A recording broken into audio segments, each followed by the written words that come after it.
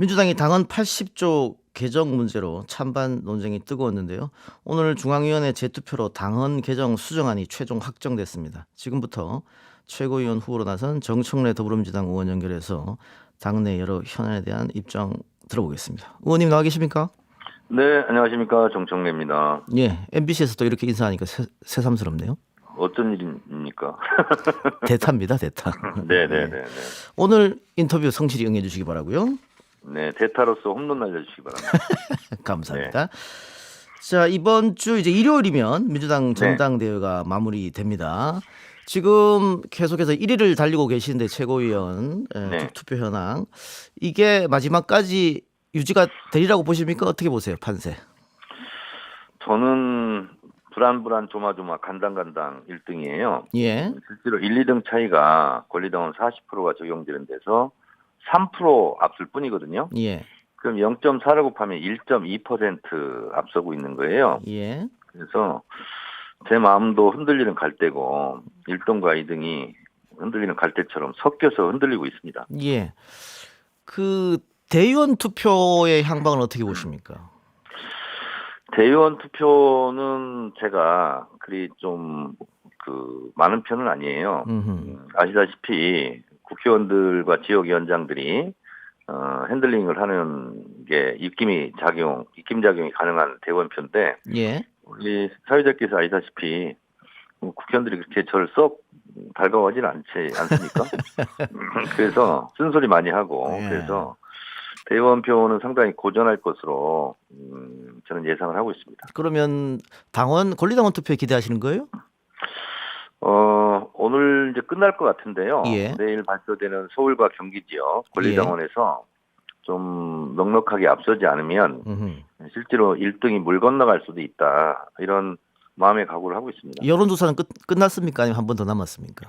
여론조사는 한 번 했고요. 예. 그런데 오늘 내일, 그러니까 오늘 지금 돌아가고 있고요. 02번으로 오는 여론조사인데, 여론조사는 지난번엔 제가 9% 앞섰는데, 예. 또 거의 2, 3주 동안 또 여러 가지 지형이 바뀌었기 때문에, 예. 어떻게 될지는 모르겠습니다.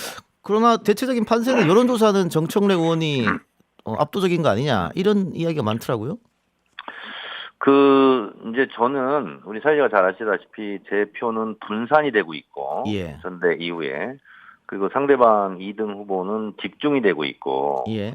그래서 지금 이게 저로서는 데드크로스가 일어날지도 모르겠다 이런 생각이 듭니다. 그 민주당 지지자들 중에서 네. 5명 안에 들어가는 최고위원만 되면 되지. 네. 1등 수석이 뭐가 중요하냐, 이런 지적도 있어요. 뭐라고 답하시겠습니까?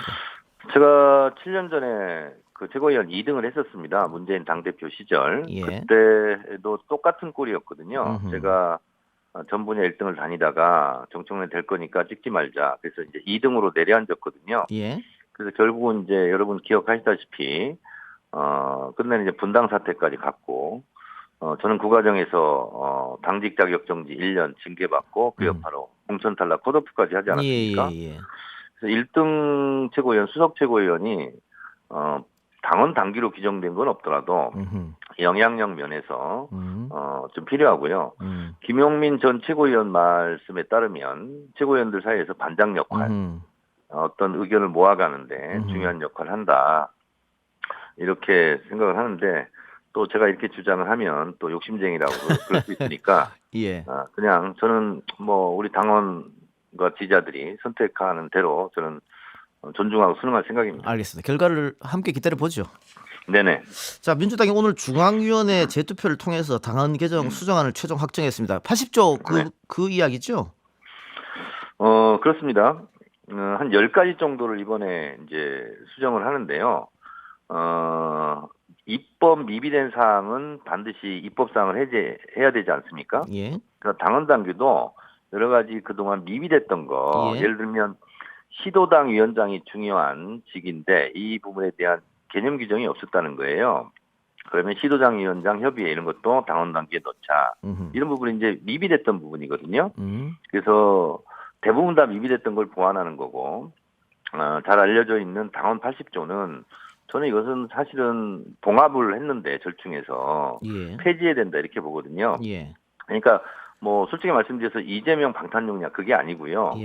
다른 의원들도 사실은 기소 직전에 있는 의원들도 많이 있다고 그래요. 예. 근데 그거는 정치 탄압성, 정치 보복성, 무리한 기소, 무죄일 수도 있는 기소 이런 부분이 있거든요. 예. 그러면 국회의원 지역위원장 직위를 잃거든요. 그래서 이런 거는 우상호 의원이 무슨 친명도 아니고 예. 중립적인 비대위원장인데 이런 부분은 입법 미비사항을 고치는 거다. 근데 그 부분이 80조 조항 당원 최고 의사결정 기구 요것 때문에 부결이 됐었는데 다행히 오늘 수정안이 통과되어 있습니다. 근데 예. 이 부분에 대한 반대를 많이 하는데 의원님은 찬성 입장이시네요? 저는 어쨌든 통과된 건 다행이고 어허. 그리고 당원 80조는 저는 폐지해야 된다 이런 예. 입장이고요. 근데 그 폐지 원래 폐지를 해야 된다 이런 말이 있었다가 뭐 소위 말하는 네네. 절충안식으로 이제 올라왔는데 네네. 이게 수요일 날 부결이 됐다가 오늘 네. 다시 통과된 거 아니겠어요? 그래서 네, 뭐 그렇습니다. 일사부재의 원칙에 어긋나는 거 아니냐 이런 얘기도 있고 비대위 이건- 월권이다 이런 얘기도 있는데. 이거는 이제 당원 투표에 대한 규정이 이제 부결이 된 건데요. 예. 나머지 부분은 이제 수정해서 통과됐고요. 예. 그래서 저는 우리나라 무슨 헌법을 개정할 때 전 국민 투표하지 않습니까? 예. 최고 의사 결정을 하는 게 전 국민이죠. 당원도 마찬가지예요. 전 당원이 투표하는 것이 최고 의사 결정일 수밖에 없는 거지 않습니까? 예. 근데 이거를 일부 당원들의 뭐 강성 지지층 이렇게 운운하면서 하는 것은 대통령이 국민 못 믿듯이 국회의원들이 당원 못 믿는다는 거예요. 그래서 이 부분도 반드시 들어가야 되고 저는 당원 80조는 이 정당의 일, 정치의 영역인데 이걸 또 검사의 기소 여부에 따라서 당의 운명이 결정되는 것은 맞지 않다. 그래서 저는 당원 80조는 다음에 지도부에 들어가더라도 폐지하는 쪽으로 제가 추진하려고 합니다. 예. 그러면 그 이재명 후보도 그렇고 네. 지금 뭐 탑 5에 들어가 있는 최고위원 후보들도 그렇고 네. 권리당원 전원투표 이야기를 계속 하고 있거든요. 이번에 부결된 네네. 거. 그러면 네, 저도 공약에 들어가 있습니다. 그 전당원 투표. 새로운 지도부가 들어오면 다시 네. 한번 권리당원 전원투표 조항은 어떻게 되는 겁니까? 그거 다시 손봐야 되고요. 예. 지금 이번에 오늘 수정안이 통과된 것 중에 빠져 있는 것이 전당대회 룰입니다. 지금 우리 대통령도 국민투표, 대통령 직선제를 하지 않습니까? 예. 근데 당대표 최고위원 당원 직선제가 안 되고 있잖아요. 예.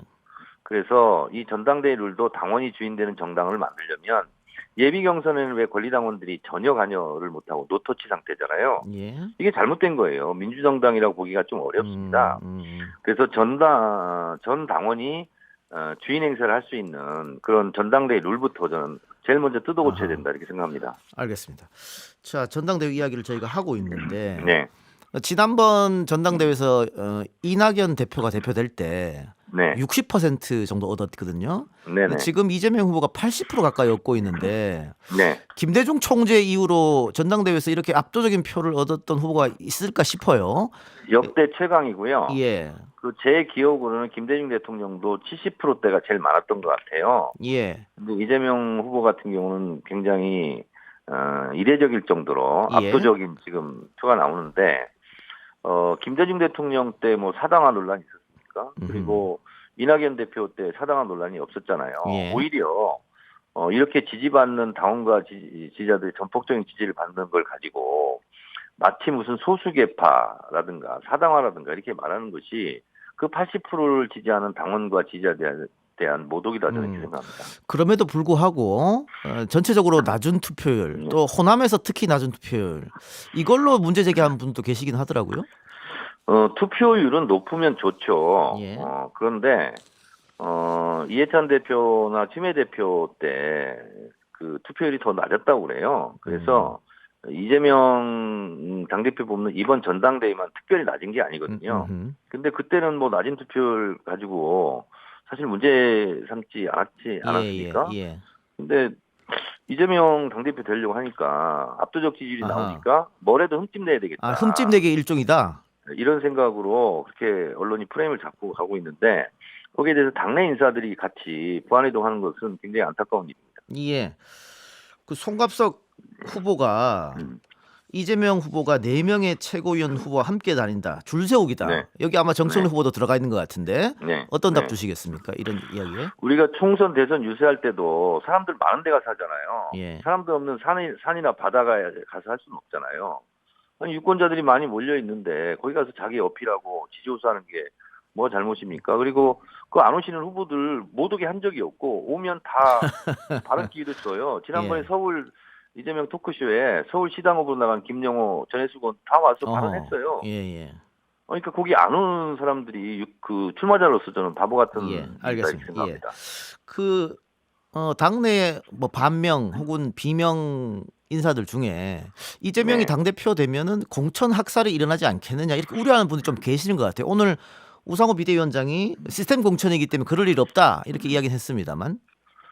그 이재명 당대표가 되면 그거 하고 싶어도 못합니다. 왜냐하면 시스템 공천을 허물어야 되지 않습니까? 예. 근데 시스템 공천을 강화하자, 공천을 투명화하자. 예.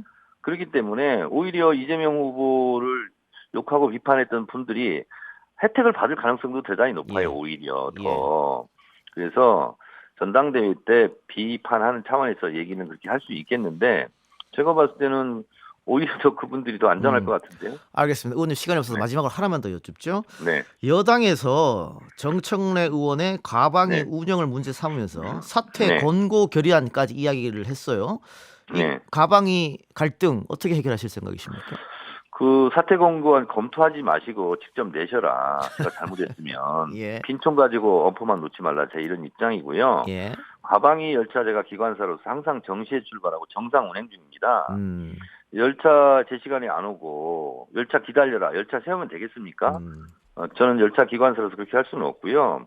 그래서 열차 시간 놓치거나 안 탄 분들이 역전 앞에서 지금 모여서 불법 시위하고 있는 중입니다. 여당에서 간사를 임명하면 문제는 해결됩니까 그러면? 아니 그래서 간사 선임 안건을 상정하고 처리하겠다고 했더니 나가버렸어요 국민들이. 예. 그래서 셀프 반대를 하고 있는 거고요.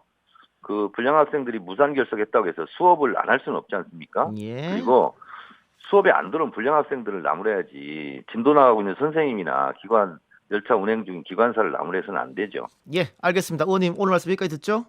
네, 고맙습니다. 네, 감사합니다. 지금까지 정청래 더불어민주당 의원과 함께했습니다. 평일 저녁 6시 5분에 여러분을 찾아갑니다. MBC 라디오 표창원의 뉴스 하이킥.